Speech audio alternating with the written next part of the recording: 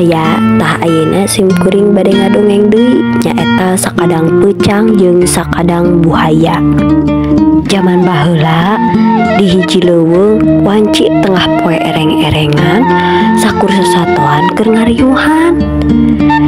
Kacaritakeun peucang manehna pohara ngarasa halabhabna. Koloyong peucang kawalungan nu pernahna teu anggang tidinya. Rek ngalakik minum saseubeuna kitu cek pikirna teh. Kareke 2-3 leguk kep teh sukuna aya nu ngegel. Peucang reuwas lain meusan tapi teu bisa ngejat lantaran sukuna pageuh kacakep. Boro-boro ngejat ngacerete ge hese. Peucang jaba reuwas, jaba nyeri, jaba kaduhung deui dirina teu ati-ati. Bakat kohala bahab atuh da sologoto kana cai we buaya mah nu keur nanggo ngadodoho teu katenjo. Tapi dasar peucang mah pinter. Sakolepat ge geus manggih akal. Sangkan dirina salamet sanajan sukuna karasa nyeri digegel ku buhaya nu huntuna sakitu ranggetengna tapi peucang api-api teu ngarasa we. Buhaya suku maneh katincak? Ngadenge omongan peucang, buhaya ngarasa heran. Nah peucang menit tenang kaos teu ngarasain sukuna digegel. Tong ngadahar-dahan kai atuh buhaya moal ge ngeunah cek peucang.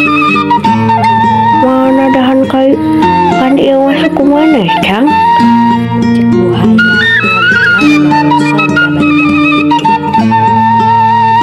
Khawatir mun kuring boga hakaneuna meureun dibikeun ka maneh. Tapi naon atuh da kuring boga nanaon? Boga awak ge akan geus kileutikna jeung barina ge boga urus anak majikan. Mangkaning pamajikan kuring kamari anyar ngajieun deui teh opat teu 5 saborojolan teh cek peucang. Cik atuh sing karunya ka kuring cang. Piraku kuring kudu paeh kalaparan. Cik atuh menta suku maneh hiji mah lumayan we jang ngaganyeudeut teu. Buhaya ngomong meuni leungas-leungis sangkan dipi karunya. Heug atuh ari maksa-maksa teuing mah watir we kuring mah ngan pek atuh lepehkeun heula eta dan kain nu keur diheungheum teh. Terus sungut maneh calawakeun sing tarik. Garah buntung sakaligus da nyeri ari disegetan saeutik-saeutik mah. Sok aya mah geura calawak sing rubak.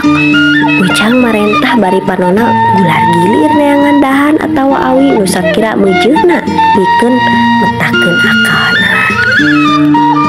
Ari buhaya barang karasa kana sungut tak aya nu asup capluk we nyapluk satakar tanaga da samarukna nu asup teh suku peucang sakumaha cek perjanjian teh.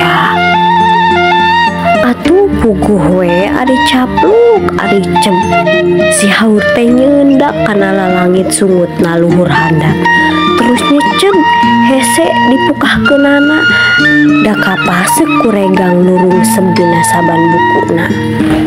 Sungut buhaya jadi samutut rungkang kuregang haur kalah dikubah gabik. Laun-laun mah haur teh nuntut meracatan tina sungut buhaya. Tungtungna kulomo we resot ari seot buhaya ngudag ka sisi cai tapi peucang geus mangpet ka tonggo lain udag-udageun tukang dicai teu da. Buhaya ngawawak nyarekan jeung ngati-ngati peucang kalah seuseurean atuh. Tah sakitu wae baraya dongeng sakadang peucang jeung sakadang buhaya. Hatur